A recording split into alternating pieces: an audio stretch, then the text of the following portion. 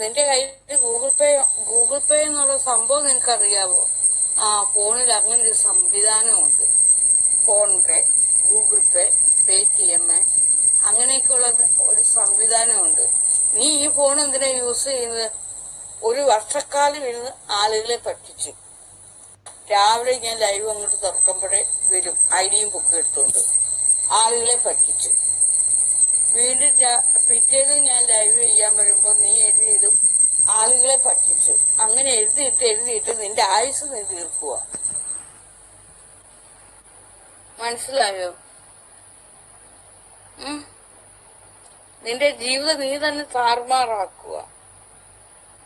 അത്ര നീ പറഞ്ഞിരുന്ന അത്ര സമയം കൊണ്ട് എനിക്ക് എവിടുന്നൊക്കെ പൈസ ചെയ്യുന്നറിയോ? നീ അയച്ചു ചെയ്യുന്നവരോട് പറയാത്ത എന്താ ഇതുപോലെ? നിനക്ക് അയച്ചു ചെയ്യുന്നവരോട് പറയാൻ പറ്റുമോ? അതിനുള്ള ധൈര്യമുണ്ടോ? തന്റെ ഇടമുണ്ടോ? ഇല്ല. നീ എന്നും എന്റെ ലൈവിനകത്ത് വന്ന് ആളുകളെ പറ്റിച്ചു. നീ ഇങ്ങനെ പറ്റിക്കപ്പെട്ടവനായിട്ട് കിടക്കുക. നിനക്കൊരു എഴുന്നേറ്റം ഉണ്ടാവുന്നുണ്ടോ? ഇല്ല. കണ്ടോ, പൈസ അല്ല എന്റെ അടുത്ത് വരിക. നിന്റെ ഒന്നും അടുത്തോട്ട് പൈസ വരില്ല. കാരണം നീയൊക്കെ പൈസ ഇങ്ങനെ വെറുക്കുക. എപ്പോഴും പൈസ പറ്റി കുറ്റം പറഞ്ഞുകൊണ്ടിരിക്കുക. പൈസ പറ്റി ഒരു നല്ല വാക്ക് പറ, നിന്റെ അടുത്തോട്ട് പൈസ വരും. ഞാൻ നല്ല വാക്ക് പറയാം. മക്കളെ, പൊന്നെ, തേനെ, പാല്, ചക്കര വാഴ.